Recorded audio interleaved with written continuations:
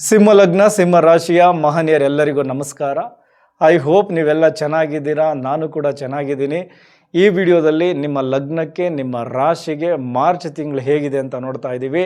ಮೊದಲನೇದಾಗಿ ಗ್ರಹಗಳ ಪ್ಲೇಸ್ಮೆಂಟ್. ಶುಕ್ರ 2ನೇ ತಾರೀಕು ಪೂರ್ವಭಾದ್ರ ನಕ್ಷತ್ರದಲ್ಲಿ ಕುಂಭರಾಶಿಯಿಂದ ಮೀನರಾಶಿಗೆ ಪ್ರವೇಶವನ್ನು ಪಡಿತಾರೆ. ಮೀನರಾಶಿ ಶುಕ್ರನಿಗೆ ಉಚ್ಚ ಸ್ಥಾನ, ನಿಮಗೆ ಅಷ್ಟಮ ಸ್ಥಾನ. ಇನ್ನು ಅಲ್ಲೇ ಶನಿ ಮಹಾತ್ಮರಿದ್ದಾರೆ. ಸೊ ಶನಿ ಮತ್ತು ಶುಕ್ರನ ಯುತಿಯಾಯಿತು. ಇನ್ನು ಮಾರ್ಚ್ 14ನೇ ತಾರೀಕು ಪೂರ್ವಭಾದ್ರ ನಕ್ಷತ್ರದಲ್ಲೇ ಕುಂಭರಾಶಿಯಿಂದ ಮೀನರಾಶಿಗೆ ರವಿ ಎಂಟ್ರಿ ಕೊಡ್ತಾರೆ. ಸೊ ಹಾಗಾಗಿ ಅಷ್ಟಮ ಸ್ಥಾನದಲ್ಲಿ ರವಿ, ಶುಕ್ರ ಮತ್ತು ಶನಿಯ ಯುತಿಯಾಯಿತು. ಇನ್ನು ನಿಮ್ಮ ಲಗ್ನದಲ್ಲೇ ಕೇತುವಿನ ಸಂಚಾರ ಆಗ್ತಾ ಇದೆ. ಕೇತು ಲಗ್ನದಲ್ಲಿದ್ದಾಗ ಯಾವುದ್ರ ಮೇಲೆ ಇಂಟ್ರೆಸ್ಟ್ ಇರಲ್ಲ, ಸುಮ್ಮನೆ ಮೈಯೆಲ್ಲ ಒಂಥರ ಸುಸ್ತು, ಆಸಕ್ತಿನೇ ಇರಲ್ಲ. ಈ ರೀತಿಯ ಭಾವನೆಗಳೇ ಹೆಚ್ಚಿರುತ್ತೆ ಸಿಂಹರಾಶಿಯವ್ರಿಗೆ. ಆಮೇಲೆ ಇನ್ನೊಂದು ವಿಶೇಷ ಏನು ಗೊತ್ತಾ, ಲಗ್ನದಲ್ಲಿ ಕೇತು ಇದ್ದಾಗ ನಮ್ಮನ್ನು ಎದುರಾಳಿಗಳು ಪ್ರವೋಕ್ ಮಾಡ್ತಾರೆ. ನಮ್ಮಿಂದ ಮಾತುಗಳು ತಪ್ಪಾಗಿ ಬರಲಿ ಅಂತ ಅವರೇ ಕಾಯ್ತಾ ಇರ್ತಾರೆ. ಸೊ ಹಾಗಾಗಿ ಲಗ್ನದಲ್ಲಿ ಕೇತು ಯಾರ ಜಾತಕದಲ್ಲಿರುತ್ತೋ ನೀವು ಎಷ್ಟು ಮೌನವಾಗಿರ್ತೀರೋ ಅಷ್ಟು ನಿಮಗೆ ಒಳ್ಳೆಯದು. ಬೇರೆಯವರು ಪ್ರವೋಕ್ ಮಾಡ್ತಾರೆ ಅಂತ ನೀವೇನಾದರೂ ಮಾತಾಡಿದ್ರೆ ನಿಮ್ಮ ಮಾತಲ್ಲಿ ತಪ್ಪನ್ನು ಹುಡುಕಿ ಸೊ ಅದರಿಂದ ನಿಮಗೆ ಹಿನ್ನಡೆಗಳಾಗಬೇಕು, ಆ ರೀತಿ ಮಾಡಿಬಿಡ್ತಾರೆ. ಸೊ ಓವರಾಲ್ ಮಾರ್ಚ್ ತಿಂಗಳಲ್ಲೂ ಅಷ್ಟೇ, ನೀವು ಎಷ್ಟು ಮೌನವಾಗಿರ್ತೀರೋ ಅಷ್ಟು ಲಾಭಗಳಿವೆ. ಸೊ ಅದನ್ನು ಹೋಗ್ತಾ ಲೆಕ್ಕಾಚಾರ ಹಾಕೋಣ. ಇನ್ನು ನಿಮ್ಮ 7ನೇ ಮನೆಯಲ್ಲಿ ರಾಹುವಿನೊಟ್ಟಿಗೆ ಕುಜ ಜೊತೆಯಾಗಿದ್ದಾರೆ. ಬುಧ ವಕ್ರಿ ಸಂಚಾರವನ್ನು ಅದೇ ಮನೆಯಲ್ಲಿ ಮಾಡ್ತಾ ಇದ್ದಾರೆ. ರವಿ 14ನೇ ತಾರೀಕುವರೆಗೂ ಅಲ್ಲಿರ್ತಾರೆ. ಇನ್ನು ನಿಮ್ಮ ಲಾಭಸ್ಥಾನದಲ್ಲಿ ಗುರುವಿನ ಸಂಚಾರ ಆಗ್ತಾ ಇದೆ. 11ನೇ ತಾರೀಕು ನೇರ ಸಂಚಾರವನ್ನು ಶುರು ಮಾಡ್ತಾರೆ. ಸೊ ಇದಿಷ್ಟು ಗ್ರಹಗಳ ಪ್ಲೇಸ್ಮೆಂಟ್. ಇನ್ನು ಅದರ ದೃಷ್ಟಿಗಳು ಕೂಡ ಬಹಳ ಇಂಪಾರ್ಟೆಂಟ್. ಆದರೆ ನಾವು ಬೇರೆ ಬೇರೆ ವಿಚಾರಗಳನ್ನು ಮಾತನಾಡಬೇಕಾದ್ರೆ ದೃಷ್ಟಿಗಳನ್ನು ಗಣನೆಗೆ ತಗೊಂಡು ಅಲ್ಲಿ ಲೆಕ್ಕ ಹಾಕೋಣ. ಓಕೆ, ಈಗ ಹಣಕಾಸು ಮತ್ತು ವ್ಯಾಪಾರದ ವಿಚಾರ. ಓಕೆ, ಹಣಕಾಸು ಅಂದಾಗ ಧನಸ್ಥಾನ, 5ನೇ ಮನೆ, 9ನೇ ಮನೆ, 11ನೇ ಮನೆ ಬಹಳ ಪ್ರಮುಖ ಆಗುತ್ತೆ. ಹಾಗೆ 6ನೇ ಮನೆ ಕೂಡ ಬೇಕಾಗುತ್ತೆ. ಓಕೆ, ಈಗ ನಿಮಗೆ ಮೊದಲು ತುಂಬ ಇಂಪ್ಯಾಕ್ಟ್ ಆಗ್ತಾ ಇರೋದು ಯಾವುದು? ನಿಮ್ಮ ಹೂಡಿಕೆಯ ಸ್ಥಾನ, ಲಕ್ಷ್ಮಿ ಸ್ಥಾನ, 5ನೇ ಮನೆ. ಏನಕ್ಕೆ ಅಂದರೆ ನಿಮ್ಮ 5ನೇ ಮನೆಯ ಅಧಿಪತಿ ಗುರು ಲಾಭಸ್ಥಾನದಲ್ಲಿದ್ದಾರೆ. 11ನೇ ತಾರೀಕು ನೇರ ಸಂಚಾರವನ್ನು ಶುರು ಮಾಡ್ತಾರೆ. ಅಲ್ಲಿಂದ ನಿಮ್ಮ ಹೂಡಿಕೆಯ ಸ್ಥಾನಕ್ಕೆ ದೃಷ್ಟಿಯನ್ನು ಕೊಡ್ತಾರೆ. ಇದರ ಅರ್ಥ ಗುರು ನಿಮಗೆ ಅದೃಷ್ಟದ ಬಾಗಿಲನ್ನು ಓಪನ್ ಮಾಡ್ತಾ ಇದ್ದಾರೆ. ಇದನ್ನು ನೀವು ಹೇಗೆ ಬಳಸ್ಕೊಳ್ತೀರಾ ಅನ್ನೋದ್ರ ಮೇಲೆ ಡಿಪೆಂಡ್ ಆಗುತ್ತೆ ಮಾರ್ಚ್ ತಿಂಗಳು. ಸೊ ಓವರಾಲ್ ಮಾರ್ಚ್ ತಿಂಗಳು ಹಣದ ಹರಿವಿಗೆ ಯಾವುದೇ ಕೊರತೆ ಇಲ್ಲ. ನೀವು ಹೂಡಿಕೆಯಲ್ಲಿ ಈಗ ಆಲ್ರೆಡಿ ಇನ್ವಾಲ್ವ್ ಆಗಿದ್ದರೆ, ಅಂದರೆ ಷೇರು ಮಾರುಕಟ್ಟೆ, ಈ ಮ್ಯೂಚುವಲ್ ಫಂಡ್, ಈ ಥರದ್ರಲ್ಲಿ ಹೂಡಿಕೆ ಮಾಡ್ತಾ ಇದ್ದರೆ ಅದರಲ್ಲಿ ಹೆಚ್ಚಿನ ಹಣದ ಲಾಭವನ್ನು ನೀವು ನಿರೀಕ್ಷೆ ಮಾಡುವಂತಹ ತಿಂಗಳು. ಅದೇ ರೀತಿ ಈ ಹಿಂದೆ ನೀವು ಮಾಡಿದಂತಹ ಹೂಡಿಕೆ ಈಗ ಲಾಭವನ್ನು ತಂದುಕೊಡುತ್ತೆ. ಸೊ ಓವರಾಲ್ ಗುರುವಿನ ದೃಷ್ಟಿ ನಿಮಗೆ ಅದೃಷ್ಟದ ಬಾಗಿಲನ್ನು ತೆರೆದಿದೆ. ಒಂದಷ್ಟು ಹಣ ಬಂದು ನಿಮ್ಮ ಬ್ಯಾಂಕನ್ನು ಸೇರ್ತಾ ಇದೆ. ಓಕೆ, ಬ್ಯಾಂಕಲ್ಲಿ ಹಣ ಏನೋ ಬಂತು, ಅದು ಖರ್ಚಾಗಲ್ವಾ ಸ್ವಾಮಿ ಅಂತ ಕೇಳಿದ್ರೆ ಡೆಫಿನೆಟ್ಲಿ ಒಂದಷ್ಟು ಖರ್ಚು ರೆಗ್ಯುಲರಾಗಿ ನಾವು ಮಾಡೇ ಮಾಡ್ತೀವಿ. ಆದರೆ ಒಂದಷ್ಟು ಎಕ್ಸ್ಟ್ರಾ ಖರ್ಚುಗಳು ಈ ತಿಂಗಳು ನಿಮ್ಗೆ ಆ್ಯಡ್ ಆಗುತ್ತೆ. ಅದಕ್ಕೆ ಕಾರಣ ನಿಮ್ಮ 4ನೇ ಮನೆಯ ಅಧಿಪತಿ ಕುಜ ರಾಹುವಿನೊಟ್ಟಿಗೆ 7ನೇ ಮನೆಯಲ್ಲಿ ಜೊತೆಯಾಗಿದ್ದಾರೆ. ಇದು ಅಂಗಾರಕ ದೋಷ. ಹಾಗಾಗಿ ಮೊದಲು ನಿಮಗೆ ಹೆಚ್ಚು ಖರ್ಚು ತಂದು ಕೊಡೋದು 4ನೇ ಮನೆ ಅಂದರೆ ವಾಹನ. ಸೊ ವಾಹನಕ್ಕೆ ಸಂಬಂಧಪಟ್ಟಂತಹ ಖರ್ಚುಗಳು ಜಾಸ್ತಿ ಆಗುತ್ತೆ. ಪದೇ ರಿಪೇರಿಗೆ ಬಂದು ನೀವು ಅದಕ್ಕೆ ಹೆಚ್ಚು ಖರ್ಚು ಮಾಡಬೇಕಾಗುತ್ತೆ. ಇನ್ನು ನಿಮ್ಮ 7ನೇ ಮನೆಯಿಂದ ನಿಮ್ಮ ಲಗ್ನಕ್ಕೆ ರವಿ, ರಾಹು, ಕುಜ, ಬುಧ ಎಲ್ಲರೂ ದೃಷ್ಟಿಯನ್ನು ಹಾಕ್ತಾ ಇದ್ದಾರೆ. ಸೊ ಇದರ ಅರ್ಥ ಕುಟುಂಬಕ್ಕೆ ಸಂಬಂಧಪಟ್ಟಂತೆ ಹಲವಾರು ಖರ್ಚುಗಳು ಎದುರಾಗುತ್ತೆ. ಇನ್ನು ನೀವು ಈ ಸಂದರ್ಭದಲ್ಲಿ ಯಾರಿಗಾದರೂ ಸಾಲವನ್ನು ಕೊಟ್ಟರೆ ಅದು ನಿಮಗೆ ಮರುಪಾವತಿ ಆಗೋದು ತುಂಬ ಕಷ್ಟ, ಅಥವಾ ಆ ಅಮೌಂಟ್ ಡೆಡ್ಡೇ ಆಗಿಬಿಡ್ಬೋದು, ನಿಮಗೆ ಮತ್ತೆ ವಾಪಸ್ ಸಿಗೋದಿಲ್ಲ. ಸೊ ಹಾಗಾಗಿ ಸಾಲ ಕೊಡಬೇಡಿ. ಒಂದು ವೇಳೆ ಅನಿವಾರ್ಯತೆ ಇದೆ, ಅವರು ತುಂಬ ಕಷ್ಟದಲ್ಲಿದ್ದಾರೆ, ನಾನು ಸಹಾಯ ಮಾಡಲೇಬೇಕು ಅಂತ ಸಿಂಹ ರಾಶಿಯವರು ಮನಸ್ಸು ಮಾಡಿದರೆ ಅದಕ್ಕೊಂದು ಒಳ್ಳೆಯ ದಿನ ಇದೆ. ಆ ದಿನ ಯಾವುದು ಅಂತ ಗೊತ್ತಾಗಬೇಕಾದ್ರೆ ಕಮೆಂಟ್ ಮಾಡಿ, ನಾನು ನಿಮ್ಗೆ ಅಲ್ಲಿ ತಿಳಿಸ್ತೀನಿ. ಅದೇ ರೀತಿ ನೀವು ಸಾಲ ತೀರಿಸ್ಕೊಳ್ಳೋದಕ್ಕೆ ಮುಂದಾದರೆ ತುಂಬ ಒಳ್ಳೆಯದು. ಸಾಲ ತೀರಿಸ್ಕೊಳ್ಳೋದಕ್ಕೂ ಒಂದು ಒಳ್ಳೆಯ ದಿನ ಇದೆ. ಆ ದಿನ ನೀವು ಸಾಲ ತೀರಿಸ್ಕೊಳ್ಳೋದಕ್ಕೆ ಮುಂದಾದರೆ ಡೆಫಿನೆಟ್ಲಿ ಬೇಗ ನಿಮ್ಮ ಸಾಲ ತೀರಿಸ್ಕೊಳ್ತೀರಾ. ಸೊ ಅದನ್ನು ನೀವು ಕಮೆಂಟ್ ಮಾಡಿ, ನಾನು ಆ ದಿನವನ್ನು ನಿಮಗೆ ಅಲ್ಲಿ ತಿಳಿಸ್ತೀನಿ. ಇನ್ನು ಓಕೆ, 8ನೇ ಮನೆ ಅಷ್ಟಮ ಸ್ಥಾನ, ಗುಪ್ತ ಧನ ಯೋಗ. ಇಲ್ಲಿ ಉಚ್ಚ ಶುಕ್ರ ಕೂತಿದ್ದಾರೆ, ಶನಿ ಜೊತೆಯಾಗಿದ್ದಾರೆ, ರವಿನು ಬಂದು ಜೊತೆಯಾಗ್ತಾರೆ. ಸೊ ನಿಮಗೆ ಅನಿರೀಕ್ಷಿತ ಮೂಲಗಳಿಂದ ಹಣ ಗಳಿಕೆ ಜಾಸ್ತಿ ಆಗುತ್ತೆ. ಸೊ ನಿಮ್ಮ ಪಿತ್ರಾರ್ಜಿತ ಆಸ್ತಿ ನಿಮ್ಮ ಕೈ ಸೇರಬಹುದು. LIC PF ಅಮೌಂಟ್ ಈ ಥರದ್ದು ಮೆಚುರಿಟಿ ಪಡ್ಕೊಂಡು ಅದರಿಂದನೂ ಹಣ ಗಳಿಸ್ತೀರಾ. ಅದೇ ರೀತಿ ನಿಮ್ಮ ಸಂಗಾತಿ ನಿಮಗೊಂದಷ್ಟು ಹಣ ತಂದು ಕೊಡ್ತಾರೆ, ನೀವು ಎಕ್ಸ್ಪೆಕ್ಟೇ ಮಾಡಿರಲ್ಲ, ಕೊಟ್ಬಿಡ್ತಾರೆ. ಸೊ ಅವ್ರು ಕೊಟ್ಟ ಹಣನ ಮತ್ತೆ ವಾಪಸ್ ಕೇಳ್ಬೋದು. ಬೇಗ ತಗೊಂಡೋಗಿ ಅದ್ರ ಮೇಲಾದರೂ ಇನ್ವೆಸ್ಟ್ಮೆಂಟ್ ಮಾಡಿಬಿಡಿ. ಹೆಣ್ಮಕ್ಳಾದರೆ ಗೋಲ್ಡ್ ತೊಗೊಳ್ಳಿ, ಗಂಡು ಮಕ್ಕಳಾದರೆ ಬ್ಯಾಂಕಲ್ಲಿ ಹೋಗಿ FD ಮಾಡಿಬಿಡಿ. ಎಲ್ಲ ಅಂದರೆ ಮತ್ತೆ ವಾಪಸ್ ಕೇಳ್ಬಿಡ್ತಾರೆ. ಈಗ ಸಿಚುವೇಶನ್ ಏನೋ ಚೆನ್ನಾಗಿದೆ, ಒಂದಷ್ಟು ಹಣ ಕೊಟ್ಬಿಟ್ರು, ಓಕೆ, ಹಾಗೆ ಬಳಸ್ಕೊಳ್ಳಿ. ಇನ್ನು ಅದೇ ರೀತಿ 7ನೇ ಮನೆ ಪಾಲುದಾರಿಕೆಯ ಸ್ಥಾನ. ಸೊ ಇಲ್ಲಿ ಅಂಗಾರಕ ಯೋಗ ಸೃಷ್ಟಿಯಾಗಿರೋದ್ರಿಂದ ನಿಮ್ಮ ಬೆನ್ನ ಹಿಂದೆಯೇ ಹಲವಾರು ಮೋಸಗಳು ನಿಮಗೋಸ್ಕರ ಕಾಯ್ತಾ ಇದ್ದಾವೆ. ಹಾಗಾಗಿ ಪಾರ್ಟ್ನರ್ಶಿಪ್ ವ್ಯವಹಾರದಲ್ಲಿ ತುಂಬ ಎಚ್ಚರಿಕೆಗಳನ್ನು ತೆಗೆದುಕೊಳ್ಳಲೇಬೇಕು. ಹೊಸದಾಗಿ ಏನಾದರೂ ಪಾರ್ಟ್ನರ್ಶಿಪ್ಪಲ್ಲಿ ವ್ಯವಹಾರ ಮಾಡೋಣ, ಹೂಡಿಕೆ ಹಾಕೋಣ ಅಂತ ಏನಾದರೂ ನೀವು ಪ್ಲ್ಯಾನ್ ಮಾಡ್ಕೊಂಡಿದ್ರೆ ಮಾರ್ಚ್ ತಿಂಗಳು ಅದಕ್ಕೆ ಸೂಕ್ತವಾಗಿಲ್ಲ, ಲಾಸಸ್ ಜಾಸ್ತಿ ಆಗುತ್ತೆ. ಇನ್ನು 7ನೇ ಮನೆಯಲ್ಲಿ ಬುಧ ವಕ್ರಿಯಾಗಿದ್ದಾರೆ. ಅವರು ನಿಮ್ಮ ಧನಸ್ಥಾನದ ಅಧಿಪತಿಯೂ ಹೌದು, ಲಾಭಸ್ಥಾನದ ಅಧಿಪತಿಯೂ ಹೌದು. ಹಾಗಾಗಿ ನಿಮ್ಮಿಂದನೇ ಕೆಲವು ಮಿಸ್ಟೇಕ್ಗಳಾಗ್ಬಿಡ್ತವೆ. ಈ ಕ್ಲೈಂಟ್ಸ್ ಜೊತೆ ಮಾತನಾಡಬೇಕಾದ್ರೆ ಮಿಸ್ಕಮ್ಯುನಿಕೇಷನ್ ಆಗುತ್ತೆ, ಅದರಿಂದ ವ್ಯವಹಾರಗಳು ಹಾಳಾಗುತ್ತೆ, ಲೆಕ್ಕಾಚಾರದಲ್ಲಿ ತಪ್ಪಾಗ್ಬಿಡ್ತದೆ, ನಿಮ್ಮ ಅಕೌಂಟ್ ಸೆಕ್ಷನಲ್ಲೂ ಕೂಡ ತಪ್ಪುಗಳಾಗ್ತದೆ, ನೀವು ಹೆಚ್ಚಿನ ಗಮನ ಕೊಡಬೇಕು. ಇನ್ವಾಯ್ಸಲ್ಲೂ ತಪ್ಪುಗಳಾಗುತ್ತೆ, ಇಮೇಲ್ ಕಳಿಸೋದ್ರಲ್ಲೂ ಕೂಡ ತಪ್ಪುಗಳಾಗುತ್ತೆ. ಸೊ ಈ ಥರ ಸಣ್ಣ ಪುಟ್ಟ ತಪ್ಪುಗಳು ಕೂಡ ಹಲವಾರು ವ್ಯಯಗಳನ್ನು ತಂದುಬಿಡ್ತವೆ. ಹಾಗಾಗಿ ಬುಧ ವಕ್ರಿಯಾಗಿರೋದ್ರಿಂದ ಅದ್ರ ಕಡೆ ಹೆಚ್ಚಿನ ಗಮನ ಕೊಡಿ. ಸೊ ಓವರಾಲ್ ಯಾವ್ಯಾವ ಬಿಸ್ನೆಸ್ ಮಾಡ್ತಾ ಇದ್ದೀರಾ, ನಿಮ್ಮ ಎಲ್ಲ ಬಿಸ್ನೆಸ್ಸಲ್ಲೂ ಹಣ ಗಳಿಕೆ ಚೆನ್ನಾಗಿರುತ್ತೆ, ಒಂದಷ್ಟು ಲಾಭ ಗಳಿಸ್ತೀರಾ. ಗುರು ನಿಮಗೆ ಅದಕ್ಕೆ ಸಪೋರ್ಟ್ ಮಾಡ್ತಾರೆ. ಅದರ ಜೊತೆಗೆ ಖರ್ಚುಗಳು ಕೂಡ ಎದುರಾಗ್ತವೆ. ಸೊ ಅದರ ಕಡೆ ಹೆಚ್ಚಿನ ಗಮನ ಇರಲಿ. ಸೊ ಇದಿಷ್ಟು ಹಣಕಾಸು ಮತ್ತು ವ್ಯಾಪಾರಕ್ಕೆ ಸಂಬಂಧಪಟ್ಟಂತಹ ವಿಚಾರಗಳು. ಈಗ ನಮ್ಮ ಇನ್ನೊಂದು ಆಸ್ತಿ, ಅದು ಆರೋಗ್ಯ. ಎಸ್, ಆರೋಗ್ಯ ಅಂತ ಬಂದಾಗ 1ನೇ ಮನೆ ಅಂದರೆ ಲಗ್ನ, ದೇಹ. ಅದೇ ರೀತಿ 6ನೇ ಮನೆ ರೋಗ, 8ನೇ ಮನೆ ಆಕಸ್ಮಿಕವಾಗಿ ಎದುರಾಗುವಂಥ ಅವಘಡಗಳು, 12ನೇ ಮನೆ ಆಸ್ಪತ್ರೆಯ ವಿಚಾರವನ್ನು ತಿಳಿಸುತ್ತೆ.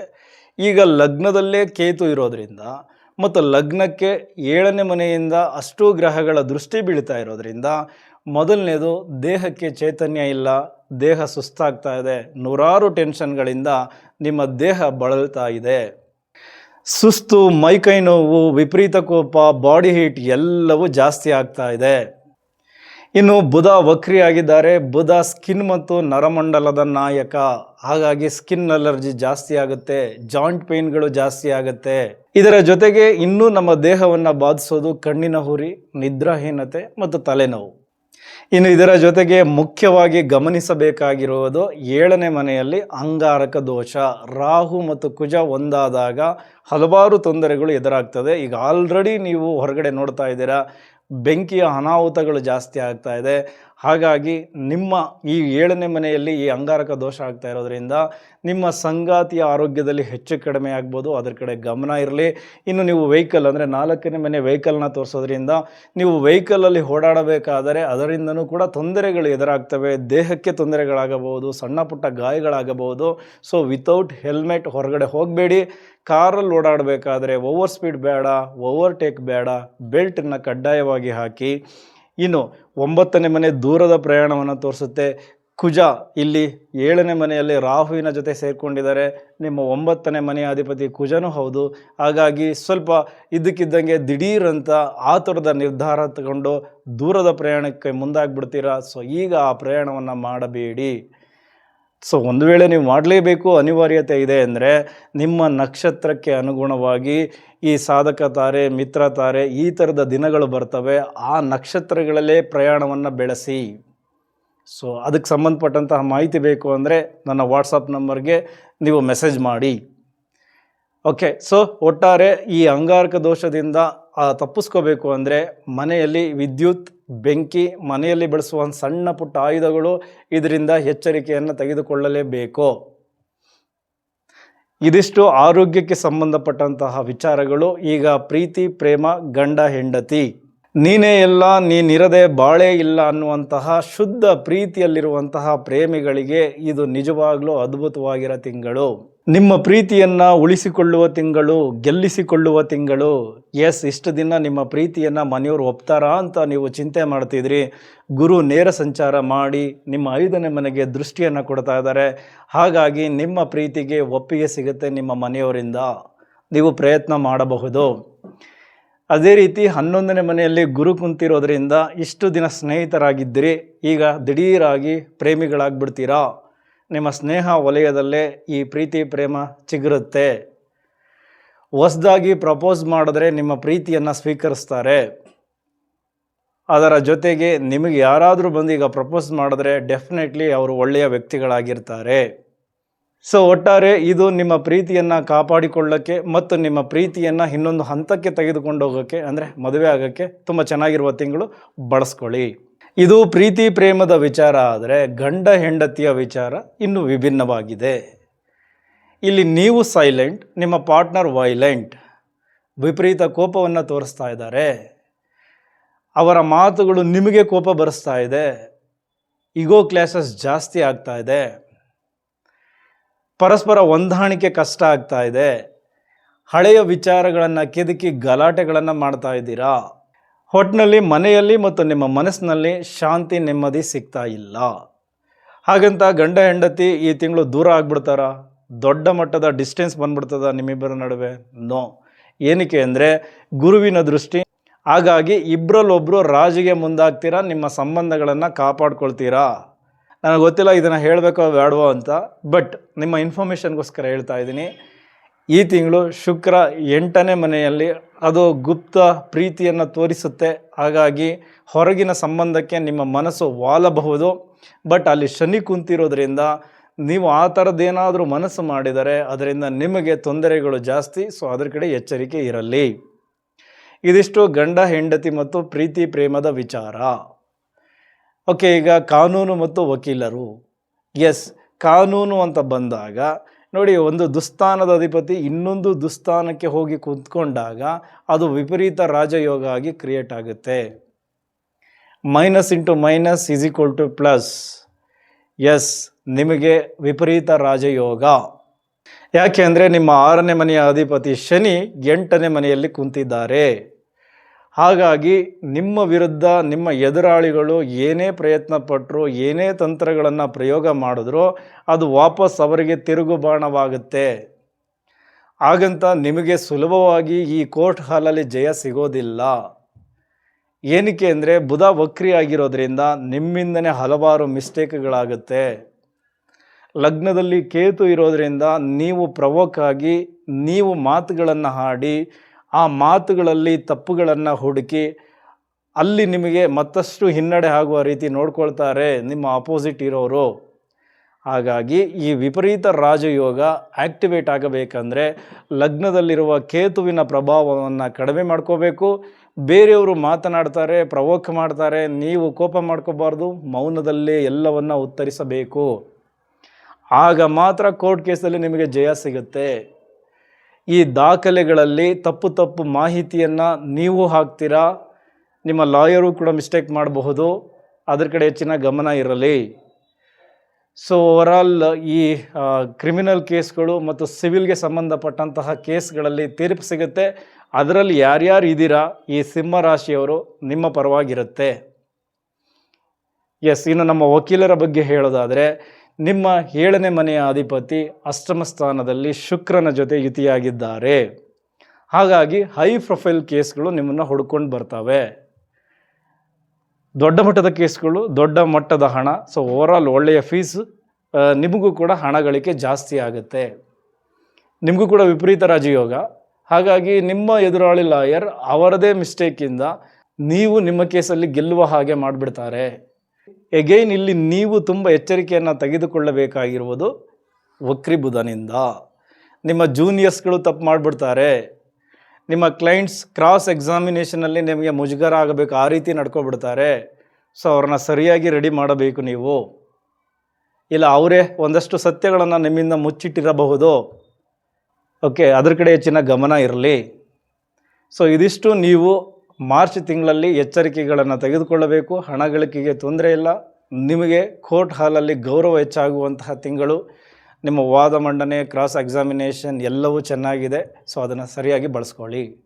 ಇನ್ನು ಲಗ್ನದಲ್ಲಿ ಕೇತು ಇದ್ದಾಗ ಸ್ವಲ್ಪ ಸೋಮಾರಿತನ, ಸುಸ್ತು, ಇಂಟ್ರೆಸ್ಟ್ ಕಳ್ಕೊಳ್ಳೋದು ಇದೆಲ್ಲವೂ ಇರುತ್ತೆ. ಸೊ ಹಾಗಾಗಿ ಅಲ್ಲಿ ಕೇತುವನ್ನು ದಯವಿಟ್ಟು ಆ್ಯಕ್ಟಿವೇಟ್ ಮಾಡಬೇಡಿ. ಅವರು ಆ ಥರ ಮಾಡಿದ್ರೂ ನೀವು ಸ್ವಲ್ಪ ಮುನ್ನುಗ್ಗಿ ಕೆಲಸದಲ್ಲಿ ಇನ್ವಾಲ್ವ್ ಆಗಿ ಖಂಡಿತ ಜಯ ಇದೆ. ಎಸ್, ಈಗ ಸರ್ಕಾರಿ ಅಧಿಕಾರಿಗಳು ಮತ್ತು ನಮ್ಮ ಪ್ರೈವೇಟ್ ಎಂಪ್ಲಾಯೀಸ್ ಬಗ್ಗೆ ಮಾತಾಡೋಣ. ಮೊದಲನೇದಾಗಿ ಸರ್ಕಾರಿ ಅಧಿಕಾರಿಗಳು. ಎಸ್, ಸರ್ಕಾರಿ ಅಧಿಕಾರಿಗಳಿಗೆ ಸರ್ಕಾರಿ ಕಾರಕ ರವಿ 7ನೇ ಮನೆಯಲ್ಲಿ, ಅದು ರಾಹು, ಬುಧ ಮತ್ತು ಕುಜನೊಟ್ಟಿಗೆ ಸೇರಿಕೊಂಡಿರೋದ್ರಿಂದ ಆಫೀಸಲ್ಲಿ ವಿಪರೀತ ರಾಜಕೀಯ. ನಿಮ್ಮ ಪ್ರತಿ ಮಾತಿನಲ್ಲೂ ತಪ್ಪುಗಳನ್ನು ಕಂಡುಹಿಡಿತಾರೆ. 7ನೇ ಮನೆ ಸಾರ್ವಜನಿಕರನ್ನು ತೋರಿಸುತ್ತೆ. ಸೊ ನಿಮ್ಮ ಮಾತುಗಳು, ನಿಮ್ಮ ನಡವಳಿಕೆಗಳು ಸಾರ್ವಜನಿಕರಲ್ಲಿ ನಿಮ್ಮ ಮೇಲೆ ಕೆಟ್ಟ ಅಭಿಪ್ರಾಯಗಳು ಬರಬೇಕು, ಆ ರೀತಿ ಕ್ರಿಯೇಟ್ ಆಗುತ್ತೆ. ಈಗೋ ಕ್ಲಾಶಸ್ ಬರುತ್ತೆ. ಮೇಲಧಿಕಾರಿಗಳ ಜೊತೆ ವಾದ ವಿವಾದಗಳು ನಡೀತವೆ. ಸ್ವಾಭಿಮಾನಕ್ಕೆ ಧಕ್ಕೆ ಬರುತ್ತೆ. ತುಂಬ ಹೆಚ್ಚು ಕಡಿಮೆ ಆದರೆ ವರ್ಗಾವಣೆ ಮಾಡ್ಬೋದು. ನಿಮ್ಮ ಪ್ರತಿ ಕಡತದಲ್ಲೂ ತಪ್ಪುಗಳನ್ನು ಹುಡುಕ್ತಾರೆ, ಮೆಮೊ ಕೊಡ್ತಾರೆ, ಗುಪ್ತವಾಗಿ ತನಿಖೆಗೆ ಆದೇಶವಾಗುತ್ತೆ. ಸೊ ಇದೆಲ್ಲ ಮಾರ್ಚ್ 14ರವರೆಗೂ ಆಗುತ್ತೆ. ನೀವು ಕೇತು ಇದ್ದಾರೆ ಲಗ್ನದಲ್ಲಿ, ನೀವು ಕೂಡ ಪ್ರವೋಕ್ ಆಗಬೇಡಿ, ಮಾತನಾಡಬೇಡಿ, ಮಾತನಾಡಿ ತಪ್ಪಿಗೆ ಸಿಗಾಕೊಳ್ಳೋಕೆ ಹೋಗಬೇಡಿ. ಇಲ್ಲಿ ನೀವು ಕಂಟ್ರೋಲ್ ಮಾಡಿಕೊಂಡ್ರೆ 14ನೇ ತಾರೀಕು ನಂತರ 8ನೇ ಮನೆಗೆ ರವಿ ಪ್ರವೇಶ ಆಗ್ತಾರೆ. ಆಗ ಸ್ವಲ್ಪ ಬದಲಾವಣೆಗಳಾಗುತ್ತೆ. ಶುಕ್ರನಿಗೆ ಅದು ಉಚ್ಚ ಸ್ಥಾನ, ಸರ್ಕಾರಿ ಕಾರಕ ಜೊತೆ ಆಗ್ತಾರೆ. ಅಲ್ಲಿ ಶನಿ ಮಹಾತ್ಮರು ಇದ್ದಾರೆ. ನಿಮಗೆ ವರ್ಗಾವಣೆ ಆಗುತ್ತೆ, ಬಡ್ತಿಯೂ ಸಿಗುತ್ತೆ, ಬಟ್ ಅದು ನಿಮಗೆ ಖುಷಿಯನ್ನು ಕೊಡುತ್ತೆ. ಸೊ ಹಾಗಾಗಿ ಮೊದಲ 14 ದಿನ ತುಂಬ ಎಚ್ಚರಿಕೆಯಿಂದ ಇರಿ. 14 ದಿನ ಆದ ಮೇಲೆ ನೀವು ಏನು ಮಾಡಬೇಕು, ಬುಧ ವಕ್ರಿ ಆಗಿರೋದ್ರಿಂದ ನಿಮ್ಮ ಪ್ರತಿ ಕಡತವನ್ನು, ಪ್ರತಿ ಫೈಲನ್ನು ತುಂಬ ಎಚ್ಚರಿಕೆಯಿಂದ ಗಮನಿಸಬೇಕು. ಜೊತೆಗೆ ನಿಮ್ಮ ಸುತ್ತಮುತ್ತ ಇರೋರ ಕಡೆ ಇನ್ನೊಂದು ಎಕ್ಸ್ಟ್ರಾ ಕಣ್ಣಿಟ್ಟಿರಿ. ಇದಿಷ್ಟು ಎಚ್ಚರಿಕೆಯನ್ನು ತೆಗೆದುಕೊಂಡ್ರೆ, ನಿಮ್ಮ ಕಮ್ಯುನಿಕೇಷನಲ್ಲಿ ಎಚ್ಚರಿಕೆಯನ್ನು ಇಟ್ಟುಕೊಂಡ್ರೆ ಮಾರ್ಚ್ 14ನೇ ತಾರೀಕು ನಂತರ ಎಲ್ಲವೂ ಒಳ್ಳೆಯ ವಿಚಾರಗಳೇ. ಓಕೆ, ಒಳ್ಳೆಯದಾಗಲಿ. ಇನ್ನು ನಮ್ಮ ಪ್ರೈವೇಟ್ ಎಂಪ್ಲಾಯೀಸ್, ಡೆಫಿನೆಟ್ಲಿ ನಿಮಗೆ ಸೀಕ್ರೆಟಾಗಿ ಎಲ್ಲ ಒಳ್ಳೆಯದಾಗ್ತಾ ಇದೆ. ಬಟ್ ಆ ಸೀಕ್ರೆಟ್ನ ನೀವು ಮೇಂಟೈನ್ ಮಾಡಲಿಲ್ಲ ಅಂದರೆ ನಿಮ್ಮ ವಿರುದ್ಧ ಆಫೀಸಲ್ಲಿ ಬೇರೆ ರೀತಿಯ ರಾಜಕೀಯ ವಿಚಾರಗಳು ಸೃಷ್ಟಿಯಾಗುತ್ತೆ. ನಿಮಗೆ ಸ್ಯಾಲ್ರಿ ಹೈಕ್ ಆಗಿದೆ, ಬಟ್ ಅದನ್ನು ಯಾರಿಗೂ ಹೇಳೋಕೆ ಹೋಗ್ಬೇಡಿ. ಅದು ನಿಮಗೆ ಬಾಸ್ ಕರೆದು ಗುಪ್ತವಾಗೇ ಮಾಡಿರ್ತಾರೆ. ನೀವು ಅದನ್ನು ಬಹಿರಂಗ ಪಡಿಸಿದ್ರೆ ರಾಜಕೀಯ ಜಾಸ್ತಿ ಆಗುತ್ತೆ. ಸೊ ನಿಮ್ಮ ವಿರುದ್ಧ ಪಿತೂರಿಗಳು ನಡೀತವೆ ಅದಾದ ಮೇಲೆ. ಸೊ ಹಾಗಾಗಿ ಈಗ ಸಿಕ್ಕಿರುವ ಲಾಭಗಳನ್ನು ಸೀಕ್ರೆಟಾಗಿ ಬಳಸ್ಕೊಳ್ಳಿ. ದಿಢೀರ್ ಪ್ರಮೋಷನ್ ಆಗುತ್ತೆ, ಟೀಮ್ ಲೀಡರ್ ಆಗ್ತೀರಾ, ಮ್ಯಾನೇಜರ್ ಲೆವೆಲ್ಗೆ ಹೋಗ್ತೀರಾ, ಇದೆಲ್ಲವೂ ಚೆನ್ನಾಗಿದೆ. ಆದರೆ ನೀವು ಪ್ರವೋಕ್ ಆಗಬಾರದು. ನಿಮಗೂ ಅದನ್ನೇ ಹೇಳ್ತಾ ಇರೋದು. ಲಗ್ನದಲ್ಲಿ ಕೇತು ಇದ್ದಾಗ ನಿಮ್ಮ ಸುತ್ತಮುತ್ತಲಿನವರು ನಿಮ್ಮನ್ನು ಪ್ರವೋಕ್ ಮಾಡ್ತಾರೆ, ನಿಮ್ಮಿಂದ ತಪ್ಪಾಗಬೇಕು ಆ ರೀತಿಯೇ ಮಾತಾಡಿಸ್ತಾರೆ. ಸೊ ಹಾಗಾಗಿ ಇಲ್ಲೂ ಕೂಡ ನೀವು ಮೌನವನ್ನು ಕಾಪಾಡಿಕೊಳ್ಳಬೇಕು. ಯಾರ ಜೊತೆಗೂ ವಾದ ವಿವಾದಕ್ಕೆ ಇಳಿಯಬೇಡಿ, ಮೌನವಾಗಿದ್ದುಬಿಡಿ. ಸೀಕ್ರೆಟಾಗಿ ಎಲ್ಲವೂ ನಿಮಗೆ ಸಿಗ್ತಾ ಇದೆ, ಅದನ್ನು ಎಂಜಾಯ್ ಮಾಡಿ, ಯಾರ ಹತ್ರನೂ ಬಹಿರಂಗ ಪಡಿಸ್ಬೇಡಿ.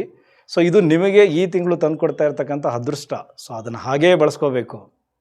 ಅದೇ ರೀತಿ ಬುಧ ವಕ್ರ ಸಂಚಾರವನ್ನು ಮಾಡ್ತಾ ಇರೋದ್ರಿಂದ ನಿಮ್ಮ ಲ್ಯಾಪ್ಟಾಪ್ ಡೇಟಾವನ್ನು ಪದೇ ಪದೇ ಸೇವ್ ಮಾಡ್ಕೊಳ್ಳಿ. ಸೊ ಲ್ಯಾಪ್ಟಾಪು ಕೆಟ್ಟು ಹೋಗ್ಬೋದು, ನಿಮ್ಮ ಡೇಟಾ ಲಾಸ್ ಆಗಬಹುದು. ಸೊ ಹಾಗಾಗಿ ಡೇಟಾದ ಬ್ಯಾಕಪ್ ತೆಗೆದಿಟ್ಕೊಂಡಿರಿ.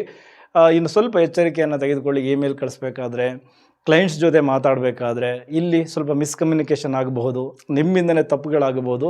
ಅದ್ರ ಕಡೆ ಹೆಚ್ಚಿನ ಗಮನ ಕೊಡಿ. ಹೊಸದಾಗಿ ಕೆಲಸ ಹುಡುಕೋರಿಗೆ 14ನೇ ತಾರೀಕು ನಂತರ ಟ್ರೈ ಮಾಡಿದ್ರೆ ಒಳ್ಳೆಯ ಜಾಬ್ ಸಿಗುತ್ತೆ, ಒಳ್ಳೆಯ ಸಂಬಳವೂ ಆಗಿರುತ್ತೆ. ಇನ್ನು ಸರ್ಕಾರಿ ಕೆಲಸಕ್ಕೆ ಟ್ರೈ ಮಾಡ್ತಾ ಇರುವ ಸಿಂಹ ರಾಶಿಯವರಿಗೆ ಮಾರ್ಚ್ 14ನೇ ತಾರೀಕು ನಂತರ ತುಂಬ ದಿಢೀರಂತ ನಿಮಗೆ ಪೋಸ್ಟಿಂಗ್ ಆಗಬಹುದು, ನೀವು ಎಕ್ಸ್ಪೆಕ್ಟೇ ಮಾಡಿರಲ್ಲ ಆ ರೀತಿ. ಸೊ ಹಾಗಾಗಿ ಆ ಥರದ ವಿಚಾರಗಳು ಎದುರಾಗ್ತವೆ ಸಿಂಹರಾಶಿಯವರಿಗೆ. ಆದರೆ ನೀವು ಕೂಡ ನಿಮ್ಮ ದಾಖಲಾತಿಗಳನ್ನು ಸಬ್ಮಿಟ್ ಮಾಡಬೇಕಾದ್ರೆ ತುಂಬ ಎಚ್ಚರಿಕೆಯನ್ನು ತೆಗೆದುಕೊಳ್ಳಿ. ಇನ್ನು ನಮ್ಮ ಶಿಕ್ಷಣ ಕ್ಷೇತ್ರ, ಇಲ್ಲಿ ಶಿಕ್ಷಕರಿದ್ದಾರೆ, ನಮ್ಮ ಸ್ಟೂಡೆಂಟ್ಸ್ ಇದ್ದಾರೆ. ಮೊದಲನೇದಾಗಿ ಶಿಕ್ಷಕರು ನೋಡಿ, ಶಿಕ್ಷಕರಿಗೆ ಡೆಫಿನೆಟ್ಲಿ ಮ್ಯಾನೇಜ್ಮೆಂಟ್ ಕಡೆಯಿಂದ, ನಮ್ಮ ಸ್ಟೂಡೆಂಟ್ಸ್ ಕಡೆಯಿಂದ ಅತಿಯಾದ ಗೌರವ ಪ್ರಾಪ್ತಿಯಾಗ್ತಾ ಇದೆ. ನಿಮ್ಮ ಟೀಚಿಂಗ್ ಸ್ಕಿಲ್ಗೆ ಎಲ್ಲರೂ ಫಿದಾ ಆಗಿದ್ದಾರೆ. ಸೊ ಸಂಬಳ ಜಾಸ್ತಿ ಆಗುತ್ತೆ, ಪೋಸ್ಟಿಂಗ್ ಚೇಂಜ್ ಆಗುತ್ತೆ. ಒಟ್ಟಾರೆ ನೀವಿರುವಂತಹ ಏನು ಶಾಲೆಯಲ್ಲಿ, ಕಾಲೇಜ್ಗಳಲ್ಲಿ ನಿಮಗೆ ಹೆಚ್ಚು ಗೌರವ ಸಿಗುವಂತಹ ತಿಂಗಳು. ಈಗ ಎಕ್ಸಾಮ್ ಟೈಮ್, ಬುಧ ವಕ್ರಿಯಾಗಿದ್ದಾರೆ. ಸೊ ನೀವುಗಳು ತಪ್ಪು ಮಾಡಿಬಿಡ್ತೀರಾ, ಬಟ್ ಅದು ನಿಮ್ಮಿಂದ ಆಗುವ ತಪ್ಪಲ್ಲ. ಬುಧ ವಕ್ರಿಯಾಗಿದ್ದಾಗ ತಪ್ಪು ಕ್ಯಾಲ್ಕುಲೇಷನ್ಗಳಾಗ್ಬಿಡ್ತವೆ. ಸೊ ಹಾಗಾಗಿ ನೀವು ಈ ಪೇಪರ್ ಕರೆಕ್ಷನ್ ಮಾಡಬೇಕಾದ್ರೆ ಮಾರ್ಕ್ಸ್ ಕೌಂಟಲ್ಲೇ ತಪ್ಪು ಮಾಡಿಬಿಡ್ತೀರಾ. 1 ಮಾರ್ಕ್ಸ್ ಕಡಿಮೆ ಆದರೂ ಅದು ವಿದ್ಯಾರ್ಥಿ ಭವಿಷ್ಯ ಅಲ್ವಾ. ಸೊ ಹಾಗಾಗಿ ಅದ್ರ ಕಡೆ ಹೆಚ್ಚಿನ ಗಮನ ಇರಲಿ. ನೆಕ್ಸ್ಟ್ ಅಕಾಡೆಮಿಕ್ ಇಯರ್ ತುಂಬ ಚೆನ್ನಾಗಿರುತ್ತೆ, ಬಟ್ ಈಗ ಈ ಪೇಪರ್ ಕರೆಕ್ಷನ್ ಮಾಡಬೇಕಾದ್ರೆ ನಿಮ್ಮ ಗಮನ ಹೆಚ್ಚು ಆ ಪೇಪರ್ ಮೇಲೆ ಕೇಂದ್ರೀಕೃತವಾಗಿರಲಿ. ಪದೇ ಚೆಕ್ ಮಾಡಿ ನೀವು ಸರಿಯಾಗಿ ಕರೆಕ್ಷನ್ ಮಾಡಿದ್ದೀರಾ, ಮಾರ್ಕ್ಸ್ ಕೌಂಟ್ ಸರಿಯಾಗಿ ಮಾಡಿದ್ದೀರಾ. ಇದನ್ನೆಲ್ಲ 1 ಅಲ್ಲ 2 ಅಲ್ಲ 3 ಬಾರಿ ಚೆಕ್ ಮಾಡಿ ಆ ಮಕ್ಕಳ ಭವಿಷ್ಯ. ಹಾಗೆ ನಮ್ಮ ಸ್ಟೂಡೆಂಟ್ಸ್ ಬಗ್ಗೆ ಹೇಳೋದಾದರೆ, ಗುರುವಿನ ದೃಷ್ಟಿ ನಿಮ್ಮ 5ನೇ ಮನೆಗೆ ಬಿದ್ದಿರೋದ್ರಿಂದ ಸೊ ಡೆಫಿನೆಟ್ಲಿ ನೆನಪಿನ ಶಕ್ತಿ ತುಂಬ ಚೆನ್ನಾಗಿದೆ. ನಿಮ್ಮ ಎಕ್ಸಾಮ್ ಹಾಲಲ್ಲಿ ನಿಮಗೆ ಉತ್ತರಗಳು ತಲೆಗೆ ಬರ್ತವೆ. ಆದರೆ ವಕ್ರ ಬುಧ ನಿಮಗೇನು ಮಾಡ್ತಾರೆ, ಸೊ ತಪ್ಪು ಕ್ಯಾಲ್ಕುಲೇಷನ್ ಮಾಡಿ ಯಾವುದೋ ಪ್ರಶ್ನೆಗೆ ಇನ್ಯಾವುದೋ ಉತ್ತರ ಬರೆದು ಮಾರ್ಕ್ಸ್ಗಳನ್ನು ಕಳ್ಕೊಳ್ಬಿಡ್ತೀರಾ. ಹಾಗಾಗಿ ನೀವು ಪ್ರಶ್ನೆಗೆ ಉತ್ತರಗಳನ್ನು ಬರೆಯಬೇಕಾದರೆ ಸ್ವಲ್ಪ ತಾಳ್ಮೆ ಅಗತ್ಯ. ನಿಧಾನ ಮಾಡಿ, ಪ್ರಶ್ನೆನ ಅರ್ಥ ಮಾಡ್ಕೊಳ್ಳಿ. ನಿಮ್ಮ ತಲೆಯಲ್ಲಿ ಉತ್ತರಗಳಿವೆ ಎಲ್ಲ ಪ್ರಶ್ನೆಗಳಿಗೂ, ಯಾಕೆಂದರೆ ಗುರು ಸಪೋರ್ಟ್ ಮಾಡಿದ್ದಾರೆ ನಿಮಗೆ. ಸೊ ಅದರ ಲಾಭವನ್ನು ಪಡ್ಕೊಳ್ಳಿ. ನಿಮ್ಮ ಮಾರ್ಕ್ಸ್ ಚೆನ್ನಾಗಿರುತ್ತೆ, ಬಟ್ ವಕ್ರ ಬುಧನ ಪ್ರಭಾವ ನಿಮ್ಮ ಮೇಲೆ ಬೀಳುವ ಹಾಗೆ ಮಾಡಿಕೊಳ್ಳಬೇಡಿ. ಪ್ರಶ್ನೆಗಳನ್ನು 2 ಸರಿ ಓದಿ, ನೀವು ಬರೆದಿರೋ ಉತ್ತರಗಳನ್ನು ಕೂಡ 1 ಸರಿ ಓದ್ಕೊಳ್ಳಿ. ಇನ್ನು ಈಗ ನೀವು ಎಕ್ಸಾಮ್ಗೆ ರೆಡಿ ಆಗ್ತಾ ಇದ್ದರೆ ಸ್ವಲ್ಪ ಬರೆದು ಪ್ರಾಕ್ಟೀಸ್ ಮಾಡಿ, ಅದು ನಿಮಗೆ ಹೆಲ್ಪ್ ಆಗುತ್ತೆ. ಹೈಯರ್ ಸ್ಟಡೀಸ್ ಮಾಡೋರಿಗೆ ಡೆಫಿನೆಟ್ಲಿ ತುಂಬ ಚೆನ್ನಾಗಿದೆ. ಅದು ಡಿಗ್ರಿ, ಮಾಸ್ಟರ್ ಡಿಗ್ರಿ, PhD ನಿಮ್ಮೆಲ್ಲರಿಗೂ ಒಳ್ಳೆಯ ಗುಡ್ ನ್ಯೂಸ್ ಕಾದಿದೆ. ಸೊ ಓವರಾಲ್ ಮಾರ್ಚ್ ತಿಂಗಳು ಈ ಸ್ಟಡಿಯಲ್ಲಿರುವ ಎಲ್ಲ ವಿದ್ಯಾರ್ಥಿಗಳಿಗೂ ಗುರುವಿನ ಸಪೋರ್ಟ್ ತುಂಬ ಚೆನ್ನಾಗಿದೆ. ಓಕೆ, ಈಗ ಕೃಷಿ ಕ್ಷೇತ್ರ, ನಮ್ಮ ಅನ್ನದಾತರು. ಎಸ್, 4ನೇ ಮನೆ ಭೂಮಿಯನ್ನು ಸೂಚಿಸುತ್ತೆ. 4ನೇ ಮನೆ ಅಧಿಪತಿ 7ನೇ ಮನೆಯಲ್ಲಿ ರಾಹುವಿನ ಜೊತೆಗೆ ಇತಿಯಾಗಿದ್ದಾರೆ. ಈ ಭೂಮಿಗೆ ಸಂಬಂಧಪಟ್ಟಂತಹ ಕಿರಿಕುಗಳು ಜಾಸ್ತಿ ಆಗುತ್ತೆ. ನಿಮ್ಮ ಅಕ್ಕಪಕ್ಕದ ಜಮೀನಿನವರ ಜೊತೆ ಜಗಳಕ್ಕೆ ಇಳಿತೀರಾ. ಅದು ನೀರಿಗೋ ಅಥವಾ ಒಂದು ಮಧ್ಯದಲ್ಲಿ ಬಂದಿರುವಂತಹ ರಸ್ತೆಗೋ, ಒಟ್ಟಾರೆ ಏನೋ ಒಂದು ಕಿರಿಕಾಗುತ್ತೆ, ಜಗಳ ಆಗುತ್ತೆ. ಇದನ್ನು ನೀವೇ ಇತ್ಯರ್ಥ ಮಾಡಿಕೊಂಡರೆ ಒಳ್ಳೆಯದು. ಪೊಲೀಸ್ ಸ್ಟೇಷನ್ನು ಅಥವಾ ಕೋರ್ಟ್ ಕೇಸು ಅಂತ ಕೋರ್ಟ್ ಮೆಟ್ಟಲನ್ನು ಹತ್ತಿತು ಅಂದರೆ ಖರ್ಚುಗಳು ಜಾಸ್ತಿ ಆಗುತ್ತೆ. ನಿಮ್ಮ ಊರಿನ ಹಿರಿಯರ ಸಮ್ಮುಖದಲ್ಲೇ ಈ ಸಮಸ್ಯೆಯನ್ನು ಬಗೆಹರಿಸಿಕೊಳ್ಳಿ. ಅದೇ ರೀತಿ ಶುಕ್ರ ಉಚ್ಚ ಸ್ಥಾನದಲ್ಲಿ ಕುಂತಿರೋದ್ರಿಂದ ಶುಕ್ರನಿಗೆ ಸಂಬಂಧಪಟ್ಟಂತಹ ಬೆಳೆಗಳಿಗೆ ಹೆಚ್ಚಿನ ಬೆಲೆ ಸಿಗುತ್ತೆ. ಹೂವು, ಹಣ್ಣು, ತರಕಾರಿಗಳು, ಅಡಿಕೆ, ಕಬ್ಬು, ರೇಷ್ಮೆ, ತೆಂಗು, ಈ ಥರದ ಎಲ್ಲ ಬೆಳೆಗಳಿಗೂ ಬಂಪರ್ ಬೆಲೆ ಸಿಗುತ್ತೆ. ನಿಮ್ಮ ಯಂತ್ರೋಪಕರಣಗಳು ಕೈ ಕೊಡಬಹುದು, ಅದರ ಖರ್ಚುಗಳು ಜಾಸ್ತಿ ಆಗಬಹುದು. ಅದರ ಕಡೆ ಹೆಚ್ಚಿನ ಗಮನ ಇರಲಿ. ಇನ್ನು ನೀವು ಸಾಲ ತೀರಿಸ್ಕೊಳ್ಳೋದಕ್ಕೆ ಇದು ರೈಟ್ ಟೈಮ್. ಬಂದಿರುವ ಹಣವನ್ನು ಸಾಲ ತೀರಿಸ್ಕೊಳ್ಳಿ. ಮತ್ತೆ ಹೊಸದಾಗಿ ಸಾಲ ಮಾಡಬೇಡಿ ಸದ್ಯಕ್ಕೆ.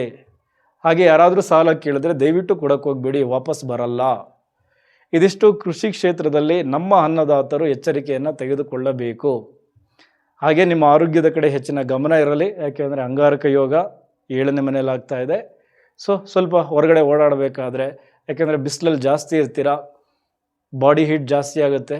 ಸೊ ಅದ್ರ ಕಡೆ ಗಮನ ಇರಲಿ. ದೇಹದ ಉಷ್ಣತೆಯನ್ನು ಸಮತೋಲನದಲ್ಲಿ ಇಟ್ಕೊಳ್ಳಿ. ಸೊ ಓವರಾಲ್ ಸಿಂಹ ರಾಶಿಯವರಿಗೆ ಮಾರ್ಚ್ ತಿಂಗಳು ಒಂದಷ್ಟು ಎಚ್ಚರಿಕೆಗಳನ್ನು ತೆಗೆದುಕೊಂಡ್ರೆ, ಬೇರೆಯವರ ಮಾತಿಗೆ ಪ್ರವೋಕ್ ಆಗಿ ನೀವು ಸಿಟ್ಟಿನಲ್ಲಿ ಮಾತನಾಡಿ ತಪ್ಪಿಗೆ ಸಿಕ್ಕಾಕಿಕೊಳ್ಳದಿದ್ದರೆ ಗುರುವಿನ ಸಪೋರ್ಟ್ ತುಂಬ ಚೆನ್ನಾಗಿದೆ. ಹಲವಾರು ಅದೃಷ್ಟಗಳನ್ನು ನಿಮಗೆ ತಂದು ಕೊಡ್ತಾರೆ. ಸೊ ಹಾಗಾಗಿ ಅದ್ರ ಕಡೆ ಹೆಚ್ಚಿನ ಗಮನ ಕೊಡಿ. ಬೇಡದ ವಿಚಾರಗಳನ್ನು ತಲೆಯಿಂದ ತೆಗಿರಿ. ಓವರಾಲ್ ತಿಂಗಳು ಸೈಲೆಂಟಾಗಿ ಇದ್ಬಿಡಿ. ಬರೋ ಲಾಭಗಳನ್ನು ಸೀಕ್ರೆಟಾಗಿ ಇಟ್ಕೊಳ್ಳಿ. ಓವರಾಲ್ ಎಲ್ಲರಿಗೂ ಒಳ್ಳೆಯದಾಗಲಿ. ಇಷ್ಟೊತ್ತು ಈ ವಿಡಿಯೋ ನೋಡೋದಕ್ಕೆ ಧನ್ಯವಾದಗಳು. ಮುಂದಿನ ವಿಡಿಯೋದಲ್ಲಿ ಮತ್ತೆ ಸಿಗೋಣ ಹಲವಾರು ಜ್ಯೋತಿಷಕ್ಕೆ ಸಂಬಂಧಪಟ್ಟಂತಹ ವಿಡಿಯೋಗಳ ಮುಖಾಂತರ. Thank you very much.